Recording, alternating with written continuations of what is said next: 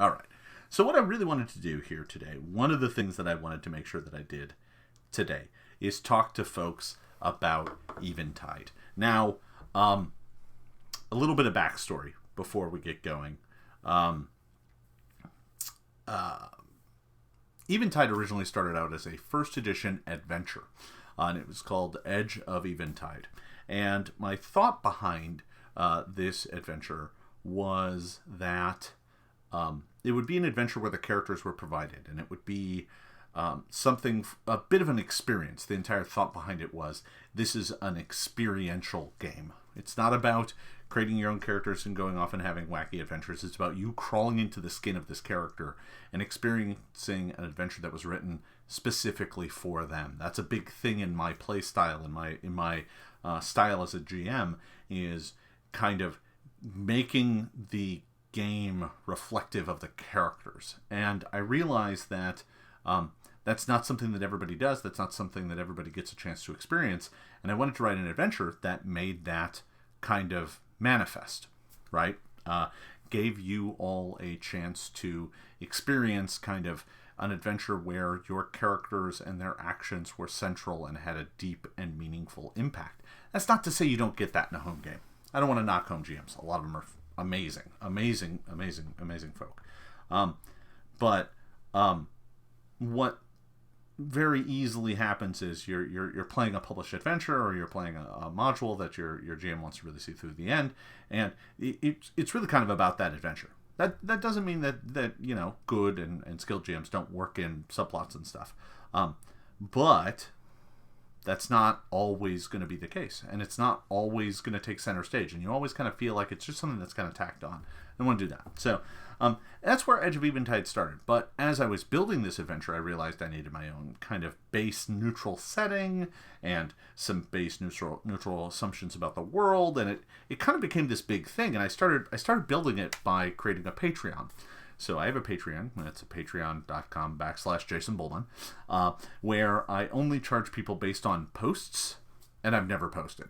So no one's ever paid anything for this because I've never finished it.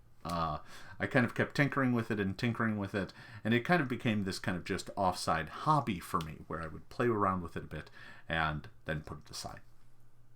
So years passed, and I do mean years, because I kind of had to put it down when we really started design internally on Pathfinder 2nd edition. Yeah, Anchor 89, I totally have a Patreon.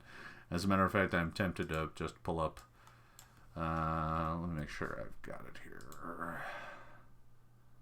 There it is. I think that's going to get you to me. I'm going to make sure that it does. Yeah, it totally does. Okay. So, oh yeah, Apple Knees beat me to it. All right, here I am trying to figure it out. Apple Knees is right on it. So, that's the Patreon, and I still haven't updated this yet, but I want to kind of give all of you the insight as to where I'm taking it, because I'm going to use that Patreon, but I'm changing the scope a bit more. I'm going, well, a bit bigger. So what I'm going to work on instead is something that I'm calling, at least on my files right now, the Eventide Project. And the Eventide Project is a lot more than an adventure. The adventure is still something I want to do. It's still something I believe in. I've had some amazing art created for it. I really like the story. I really want to see where it goes. I really want all of you to experience it. If you like the kind of storytelling I do in Oblivion Oath, if you like the type of storytelling I do in Everflame, this adventure is your chance to kind of experience that yourself for the first time. So I don't want to spoil too much about it, because it really is something I have a lot of passion for. But the thing that I realized, the thing that kept tripping me up, is that I had to keep building more and more of the world and more of the content of the world to make it all work. And I have to be honest, it ground me out. It was hard to get that adventure completed, because I needed to build so much of the world. Hey there, Man of Pot Studios and your party, welcome. Welcome to my stream. We're in the middle of talking about a new project that I'm working on called the Eventide Project. So yeah, welcome, Raiders. Here's what the Eventide project is. The Eventide project is going to be a self-contained setting designed specifically to take advantage of Pathfinder 2nd Edition. Everything that we've done so far has been kind of like adapted to or made using the rules as they're put together. But this is different. This is me taking the rule set that is now a stable, firm rule set and designing a brand new setting that takes advantage of that rule set. So things like Rarity, things like the magical traditions, things like how classes are built, things like how archetypes work, kind of afford some really unique and interesting opportunities from a world building perspective. I'm a big believer that world and rules have to play together. It's not true of every RPG, and as a matter of fact, in some, they don't need to necessarily have anything to do with each other, but that's not true for Pathfinder. And to make Pathfinder kind of tick the right way, it's best when the world and the setting kind of speak hand in hand. And that's not to say that other settings aren't doing this as well, but to the best of my knowledge, and I might be wrong, other than home GMs out there everywhere, I'm not sure there are too many out there who have kind of built a setting using this rules engine as the base. So, that's the initial bit. But since all of you are here and hanging out with me, what I'm going to do is give you some info about this world and give you some of the stuff from my outline. So remember, I'm going to write a huge chunk of what I'm going to be calling the Eventide Gazetteer for NaNoWriMo. So it's going to be a minimum of 50,000 words. That's the minimum I'm going to put together. Hey, Nitrace, thank you for becoming a patron. I appreciate that. That's awesome. I am going to be clarifying how that actually works in the coming week or so. Expect that page to change and some announcements to hit. But I will tell you this. I'm going to mention this again later. If you're interested in being a supporter, if you get in at the GM $10 level, you're going to be at the right level. The $10 level is going to get you an early look at this. And will get you probably a discount for like half off whatever the PDF ends up being. You'll definitely save more than $10. I'm still trying to figure out exactly how that's going to work. But supporting me on Patreon now is going to be how I get money for more art. Because art's expensive. So, all right. So, moving on. So, what will this Gazetteer include? Well, here's what I've got outlined so far. I've got a basic Gazetteer of the world focusing on one primary town. I'm a big believer in building from small to large. I do it in my home games. I want to do it in this as well. I think it's the best way for me to kind of conceptually build out the world. So I want to start with one central adventure location for everybody to play with, and I want to build out from there. So you're going to get the town, you're going to get the surrounding environments in some detail, and then beyond that, you're going to get light, sketchier details, and then beyond that, you're just going to get names and weird rumors about places. So, I'm going to even tell you a little bit about where I'm starting here in a bit. So, stick around. But that's only half of what the Gazetteer is going to be. It's also going to include rules content. So, if you're looking for new Pathfinder rules content from me, I'm going to be including some in here. There's going to be rules for both players and GMs to help bring the kind of setting to life. This isn't going to be a place where you find kind of generic game content. All the content that's in here is going to be something that is tailored and specific to this world and this setting. It's going to be there to help this setting kind of come to life and make this setting tick. So that's kind of what I'm going to focus on, right? I don't want to create, you're not going to see me make the Shadow Dancer, archetype or something like that, because that's too generic. I'm not going to make the Lore Master or anything like that.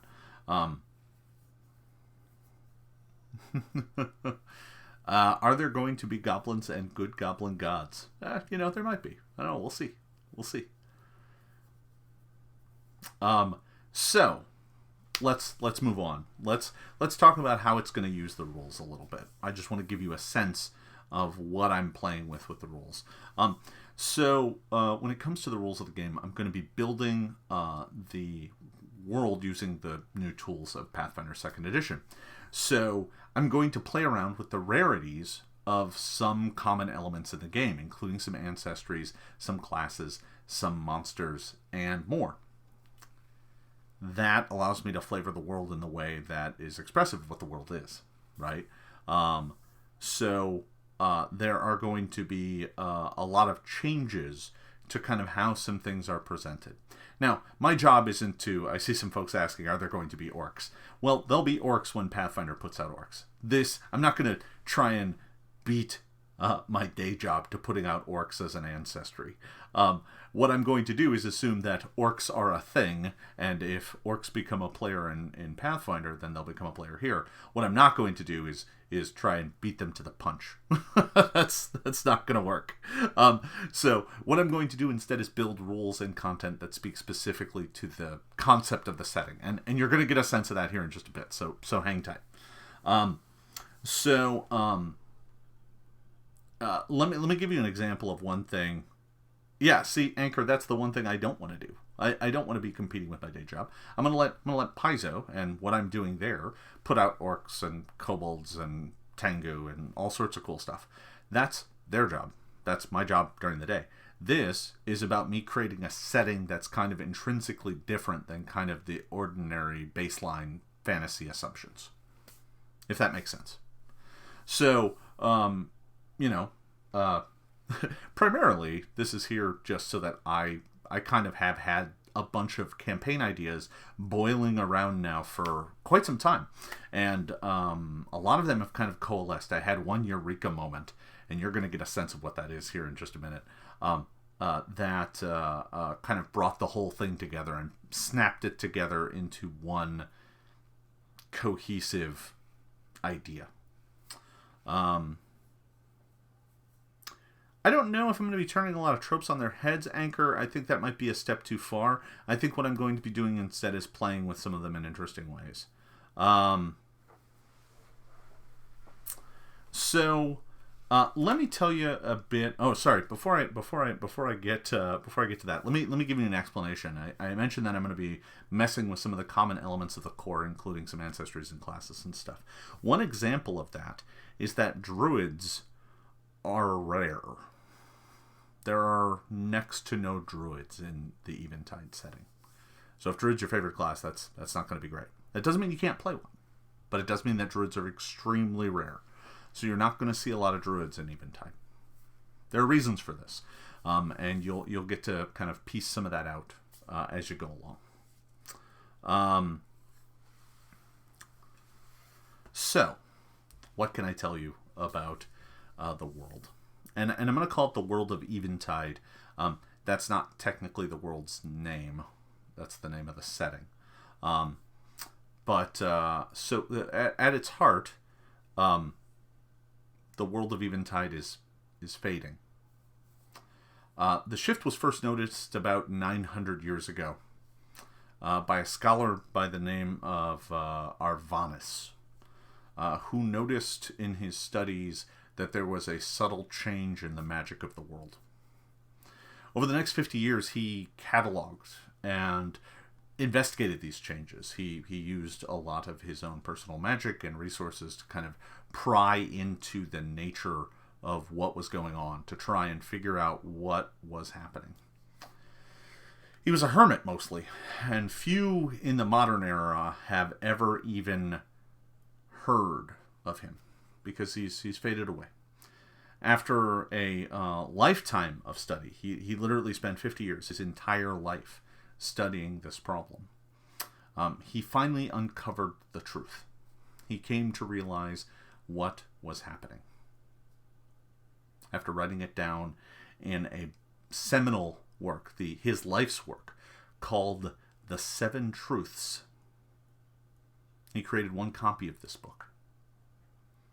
After doing so, he took his own life. Now, over the intervening 900 years, a few copies were made, and the book has fallen mostly into legend. Few have even heard of it. Those who have know nothing but fragmented rumors and bits of lore and scraps of knowledge that are often contradictory and don't make any sense. It's kind of become the apocryphal. There's nothing but apocryphal stories surrounding the life of Arvanis and this book. But there is one aspect of it that has made it so common that everyone knows him. To one extent or another. They may not know him by name, but they know something about him. They know one aspect about him. And that is, they know what the first truth is. There are 7, but everyone seems to know what the first one is. Now, rumor has it those who learn all of the truths become cursed. They can't handle it. Those who dig deeper, those who possibly even uncover the other truths, they realize there's something far more sinister going on. So part of this game is understanding that you live in a world that something is very wrong, but no one seems to know or understand what it is. And so what's the first truth? The first truth, and this is the one that everyone knows because its effects are obvious, and that is that magic is dying, and those who use it are disappearing from the world. So you might extrapolate from that this setting is a little lower magic than other settings, and you'd be right. This setting is going to be a little less high magic than kind of the baseline. Like I said, druids are a rare class. And the magic of the world, the very fabric of magic, is starting to unravel. Hey there, Loltax. Welcome.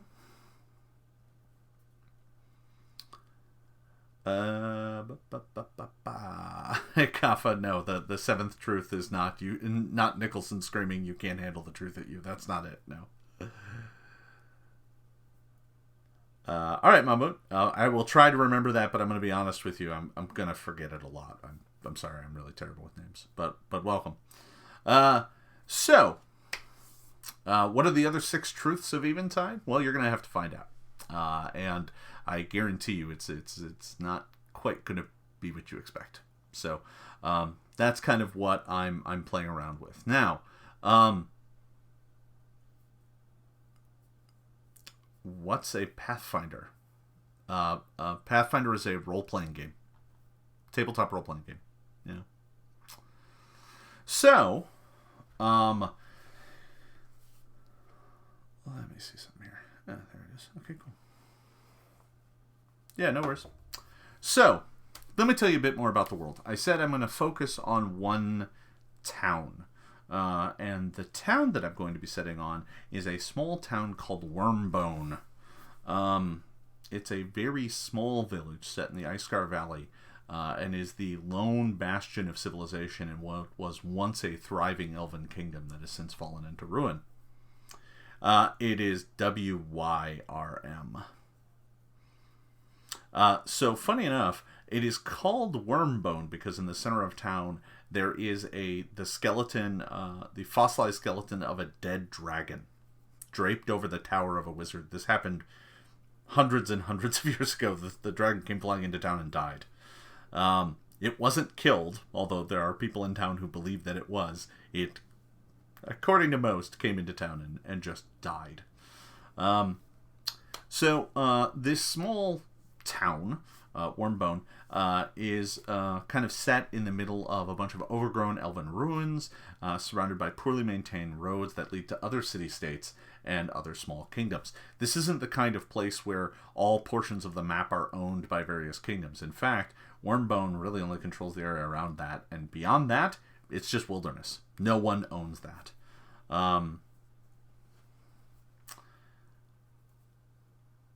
In fact, Alara, the folk in town actually make frequent jokes about the name of the town, and folks being confused about it. Although those who visit never make that mistake again. Now, this town is kind of a remote place, not too near any of the larger city-states or kingdoms that exist in the world. which is fortunate for them because it means that the town has not yet fallen under the baleful eye of the Zenkar Imperium, which is located far to the north, coming out of the Red Wastes. Many in the town consider this fortunate, but they doubt and are worried about how long this protection will last in their sheltered valley.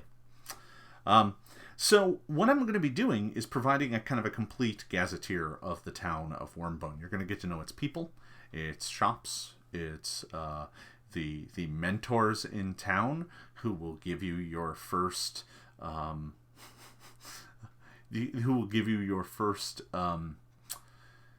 shards. What's the terms? So one of the things that's really interesting is magic has some different ties, and many of your spells require you to have certain trinkets or relics on you, and I'll explain more of that later. I don't want to go too deep into it. So it's a fun little thing about magic. I'm still in the process of noodling out in my head. There may be shards. Yeah. Alara, there may be shards. We'll see. Hey there, Nohar. Well, welcome. So, you're going to get a robust gazetteer of the town. You're going to get a complete map of the valley. You're going to get kind of a lighter, looser map of that portion of the continent with a base primer on the nearby kingdoms and what you can expect in the future should this take off. I don't know. We'll see. That kind of depends on all of you. How well this goes and where I take it from here really does depend on what you all want to see out of it.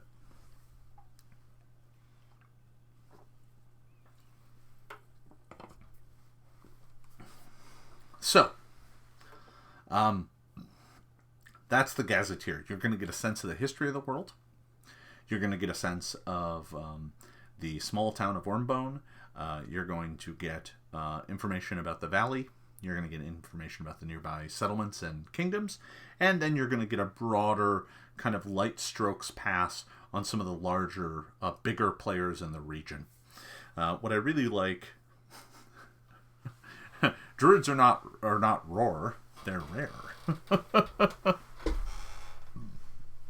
The calf of the last truth is not you can't handle the truth. I mean, to be honest, most people can't handle the truth, so I guess I'll work with it, but alright.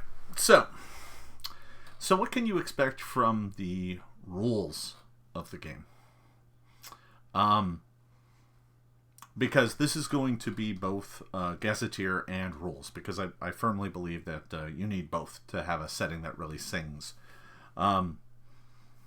So first and foremost, the changes to the rules. There are changes and additions to the rules for every ancestry and class in the game.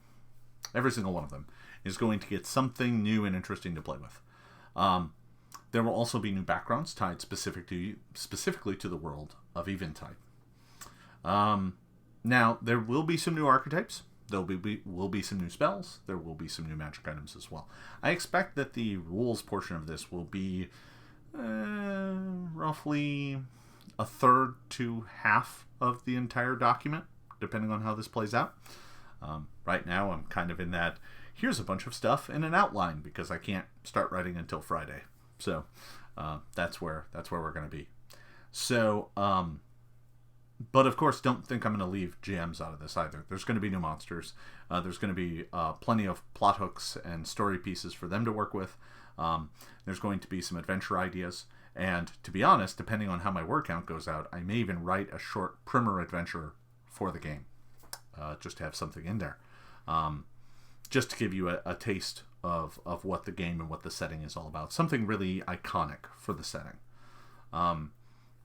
And I want to stress, all of this material super tied to the setting of Eventide, not just kind of generic random fantasy rules. I mean, I can write that stuff, but I do that all day.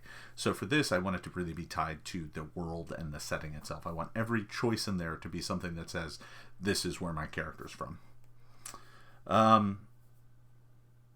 And for all of you, that means for those of you at home, you can start your adventures in the town of Wormbone and build out the world as I build it out, right?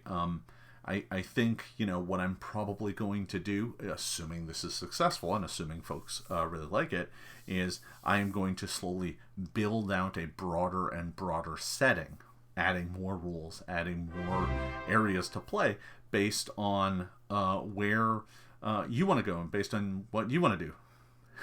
Hey, Jamie, how you doing? Welcome, and thanks for the sub. I always love them Twitch Prime subs. Those are the best. Welcome, Jamie. So that's kind of what I'm going to go and create. There's going to be, as I said, new rules for all the classes, new rules for the Ancestries. There'll be some new archetypes. There'll be some new spells. There'll be some new magic items. There may be a new class. I don't want to talk any more about it than that, though. I have something I'm tinkering around with, and it may just work out. So let's see. Right now, I don't want to say any more than that, though, because, to be honest, a lot of my ideas for it are still coming together. So that's kind of the main thrust of what. So when I say I will be both adding some new rules and altering some existing rules, but there's going to be some of both. I wouldn't say every class is going to get alterations, but certainly most of the spellcasters will. But there'll be new options for every class. Guaranteed. Welcome, Darth. So, I guess, that kind of gives you all a deeper overview of this project than anyone else has ever gotten up to this point. This is something I've been tinkering around with now for, I don't know, maybe 2 years. Mostly just in the background and in random notes and when inspiration strikes. So yeah, if you're interested in how you can get in on this, the best way to do that is via my Patreon. And to give you a sense of how that's actually going to work, I'm going to let you know that just looking at it right now, it's at $666 per adventure. So there's a whole bunch of different tiers in here. I'm going to tell you right now, the Eventide Master, which is for GMs, is the tier you're going to want to be. That's going to give you an early look at all of this material. My current plan is that as I write this and as I work on it, the Eventide Masters are going to get, frankly, what I can make as a kind of easy, simple PDF to get a look at the game, to help me be my playtesters. But to be honest, you're getting your first shot at this. And should this make it to print, all of those people will then get all of that money refunded as a discount on the final product. So we'll make it all work. So yeah, that's what I'm working on. That's kind of the big thing I've been toying around with now for several months, and I'm kind of looking forward to showing that to all of you. Does anybody got any questions or any thoughts, anything they want to add? Nitrace, I see you asking about factions. I may play around with factions. I haven't decided that yet. I haven't really investigated how that system might plug into what I'm trying to do just yet. There may be some places for that. I think right now I've got more than enough rules to play around with.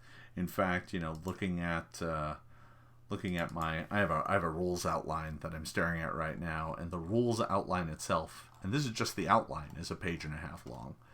So that's a lot.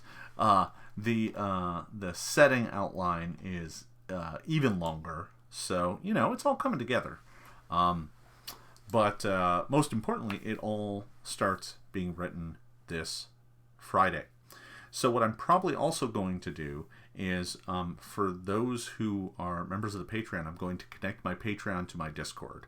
This means that anyone who is a backer on the Patreon will be able to get access to the Discord, and I'll create a special board there just for Patreon backers to get some snippets and previews. So, Alara, let me just clear up a thing. I have never charged for this period, and when it says per adventure, that was originally a 9 adventure arc, and it was meant to be like 9 complete, robust game sessions. What this is going to be is, it's basically every time a project is completed, I will make a post that charges, and then everyone will get the PDFs who got charged. So for this, it's the whole thing for $10. That's it. Now, if you want to give more, by all means, give more. Some of those other tiers will get adapted.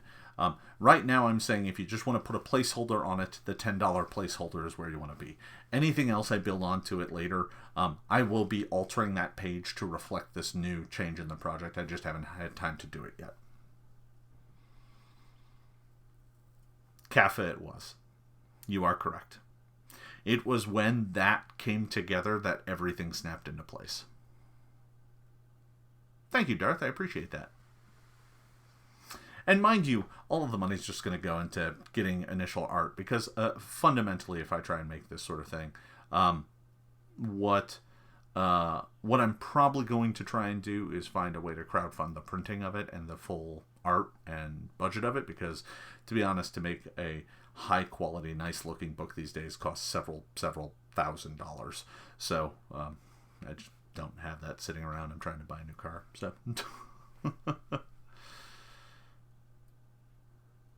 So, Alara, you have picked up on it. In fact, that was the moment where I came up with it. I was at the dentist.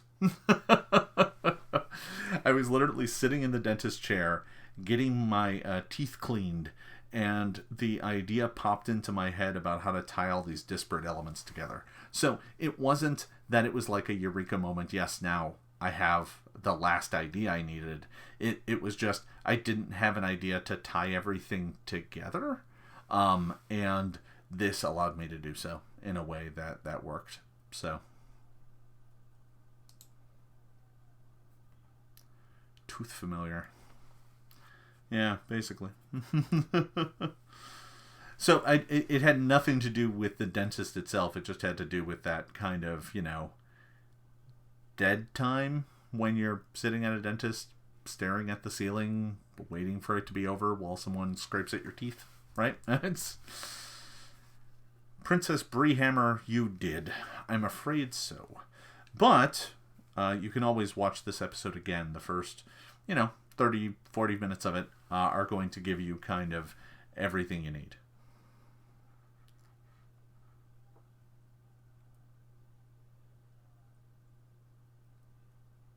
Yeah, Jamie, I'm kind of interested to see what kind of community building aspects I can bring to this as a campaign. I'm kind of excited about that.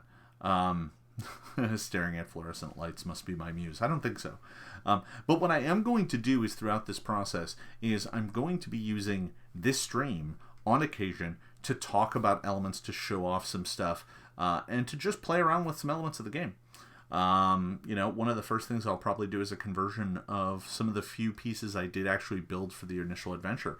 So the elves in the world of Eventide are linked to the seasons. So as they go through, as the year progresses, the elves all change. In winter their hair is white and blues. In spring it turns to vibrant greens. In summer it gets deep greens and has some flares of color. In fall it all turns autumn colored. And so they go through different changes. They're called Senesar elves. And they go through physiological changes as the season change based on where they live. So at Nohar, it was originally a PF1 adventure, but it wasn't a setting. I was just kind of cribbing setting. But as I got deeper and deeper into it, I started realizing that the world... I needed more world. I needed more world than I could fit in an adventure that made sense. So I kind of paused the adventure and started working on building the world. Jamie, they actually change mechanically. It's subtle, but they do change mechanically. It's nothing huge, but it is a change based on the time of year. Although, mind you, that was the first edition version of it. I actually have to figure out how they work in second edition. But that'll probably be one of the early things I do. It's some easy word count, but I know that's one of the things I want to do. It's a change to elves. There's some Kaffa currently none. none of the Wormbone NPCs are former Eric Mona PCs. That's only happening in Everflame and a few other places. Well, Alara, I'm glad you're excited about the idea. I'm pretty pumped about it too. I'm trying to see. So I'm gonna go ahead. I had a piece of art done for the elves, because one of the characters in that adventure is an elf, and she is an autumn elf. So let me see if I can find that. I'll show it to you, just to get you all as excited as I am. No, I need to go desktop. There it is. Okay. Minotaur.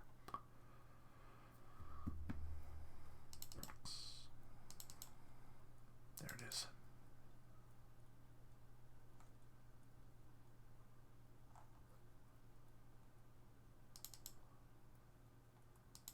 Here we are. So I'm going to go ahead and bring this up over here, and I'm going to go ahead and blow this up.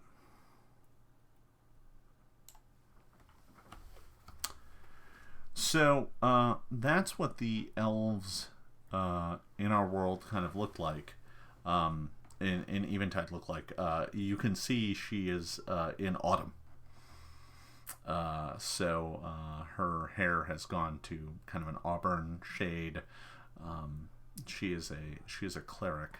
And yeah, no, she's really great. Lance Red did the art for all these characters, and I'm hoping he still has some time to work on the new version of the setting, because his art is absolutely dynamite. It is fantastic, and I love it. So we'll see how that goes, though. Yeah, Princess, that is quite intentional. Yeah, I'm glad you noticed that it kind of looks like a leaf. Yeah. So yeah, that's kind of some of the stuff we're doing, and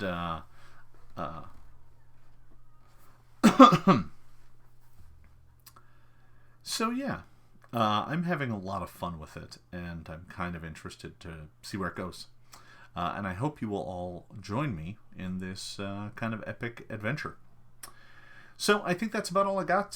Folks have another couple questions I'm willing to entertain for a few more minutes, and then I'm going to swap over and start playing some Outer Worlds. If folks want to stick around for that, that'd be great. Burning question: tall or small? Elf, I don't know what do you mean, tall or small? What's that mean?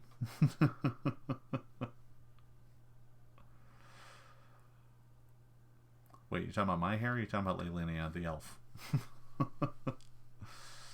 The elves are a lot of fun. Elf height. They are pretty tall, but they are not outrageously tall. Oh, all right. Well, not wrong with that. I am quite tall. I am ridiculously tall. I am I'm 6'7". I'm about 2 meters tall. Kaffa, I think so. Here's the thing: I'm a big believer that the question here is, are any of the other ancestries very different from typical fantasy stereotypes? So I don't like to push too far outside the norm. So the elves are still pretty elfy, but they have something different about them. I don't like to push so far away that everybody has to kind of remap the idea of what that is, because I feel like that's changing the language that everybody kind of works with. Jamie, you are free to make your elves tiny folk who live in trees and bake crackers. That's all you. It's all you.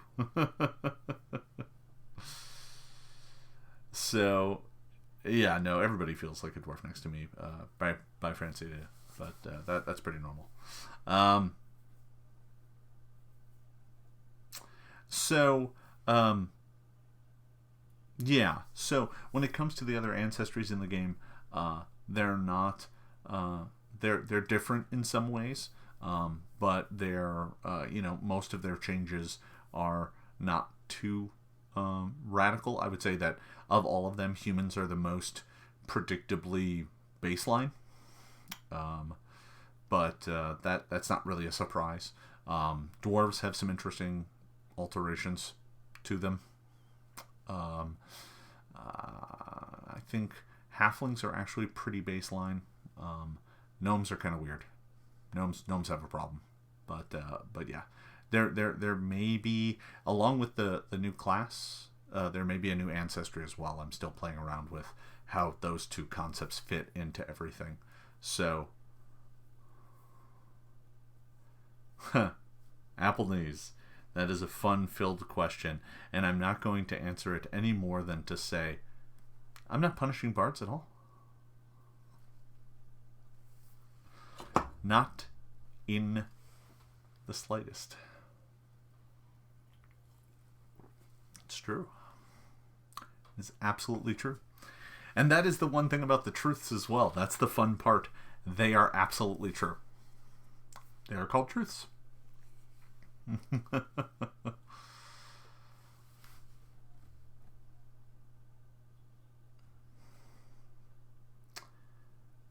No hard. That'll be explored a bit, I think. I think I'm still kind of piecing some of that out. I don't have answers to everything just yet. Some of it still needs to be explored and found out.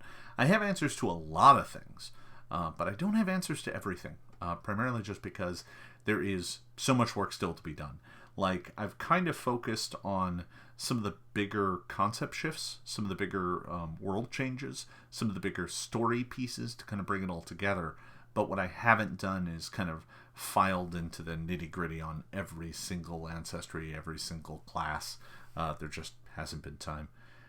Capricola, that is not truth number 7, no. That is truth number 8, though. Yeah, bards are expendable. I mean, some things I can't change. Even I don't have the power to change. Yeah. So I'm really excited about this. I think this has the chance to be something really fun. I don't know that I'm going to be taking myself too seriously on this. This is just for me to have kind of a fun creative outlet and play around with. Building setting material from scratch, which is something I don't get to do very often. The last time I helped build any setting material kind of from scratch was like 12 years ago when we first started putting down what Galarian was. That doesn't mean I don't get to play around with elements of Galarian, because I do on a regular basis. But that's not really my job at Paizo. So I kind of miss it to some extent. And so much has already been said that there isn't a lot to explore that is truly just a blank canvas. Everything in the world has something about it.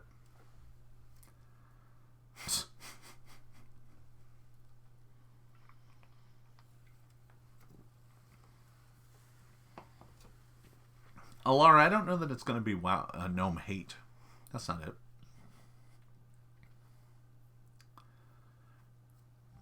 Gnomes just aren't going to be common.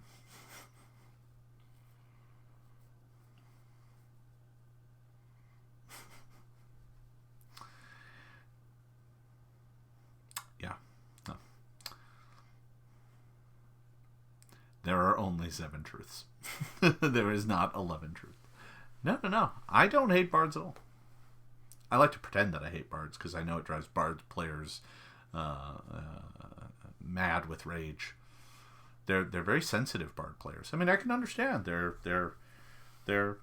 classes is terrible. See, all potions use Scotch as a base. That's fair. Yeah. I love giving bard players a hard time. I really do. I never play a bard, and not because I don't think bards are fun, but it's just not the style of character I like to play. But I know that there are plenty of people who do. Right. One of the biggest challenges of being a game designer is understanding and adapting to the fact that you have to build material that isn't just for you. Right. You have to build material that is for people who don't play the way you do. How they play. You have to make it work for them. So, yeah, you can play bard with the great axe. Why not? Your perform style will have to be whistling, though, or something like that. Jib, I'm a pretty big fan of assuming that all worlds live together in some way, shape, or form. But Eventide might be a little different on that. I'll explore that as I go along. There's some peculiar reasons why Eventide might want its own cosmology. I don't know that it needs its entire unique cosmology, but it certainly needs an interesting take on it. I don't want to say any more than that. So here, let me also tell you something interesting. I think that in the document, in the Gazetteer, you are not going to find more than 3 of the truths. There will not be all 7 of them. I gotta keep some secrets close to the vest. And I want to build on those in their proper time. The first one is a big driver for a lot of the stuff you're going to see in there. But secrets 2 and 3 are going to be important as well. And yeah, Kappa, I'm not going to keep all 7 mystery forever. That's not what I'm going to do. Nope.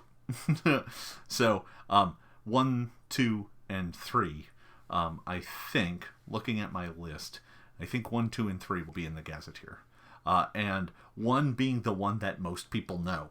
Like, if you ask the average person, who lives in a city and isn't living an isolated life, oh, is there, there's magic in the world, and they're like, yeah, but it's fading away. It's not like it was in the old days. Everybody knows that. That is the common truth. The second truth, lots of people know. Not everybody, but lots. The common person probably doesn't, but the learned scholar might. Third truth, very few people know that. Very few. Very, very few. You start getting to those later ones, and the 7th truth, I'm not sure anybody knows. Might be written somewhere, but nobody knows it. So, will the truth 7 be how Aridin died? Nope. This has nothing to do with Galarian. I am not even going to be, obviously I'm not going to be using Galarian deities. So, the faiths of the world are a little different, because the gods don't talk as much as they used to. So, some of them have gone entirely silent, and as a result, they don't have any followers anymore, and those that are left have really just kind of folded into just concepts because they don't speak to people anymore. Elf, that's a brilliant idea. This is kind of a little bit of a different thing. It's less about Princess. I'm not doing any crusades. That's not. Nope. Not a thing that I'm up for.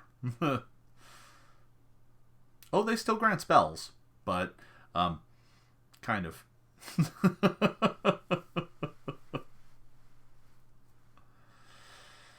So yeah, there's some interesting stuff that I'm trying to build. I don't want to give it all away here today because, to be honest, a bunch of it's just kind of half-formed ideas right now. It's not fully, until I'm actually putting words down on a paper and kind of building out what the setting's going to be. I don't want to get folks too lost in kind of some minutia that isn't fully baked yet, because some of these things, when you play with them, when you put them together, they need to kind of gel. And when you write things down and when you build other pieces, you might realize, oh, that idea doesn't really work. I need to reconceptualize it. So I don't want to get too lost in it. So, yeah. Anyway.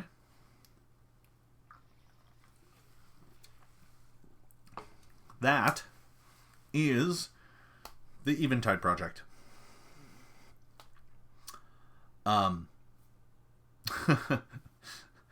Yeah, the high altitude Scotch soaked skull. That's me right here. All right, folks. So here's what we're gonna do next. But before we walk away from that, Eventide project. It's coming. It's starting November 1st. I'm going to be writing like a madman throughout the entire month of November. At the end of November or shortly thereafter, everyone who is a supporter at least the $10 level or higher is going to get a substantive peek at what I've been brewing. May not be finished, may be filled with spelling errors at that point in time, but you will be the first ones to get a chance to take a look at this and give me your thoughts and feedback. That's what you're going to be paying for. People at higher tiers, you may get a thing sooner. I don't know. I'm still trying to figure that out. Expect me to give some details on that within the next week or so. But you don't have to worry about it. Before I dare charge anybody for this project, I'm going to give you tons of warnings. So if you realize, oh my god, I don't have $10 this week, and you need to back out, you need to back out. It is what it is. But that's the plan. That's the project.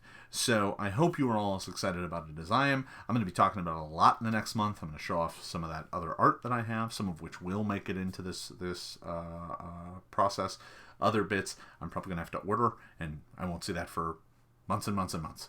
I need to reach out to my artist and see what availability he has. So,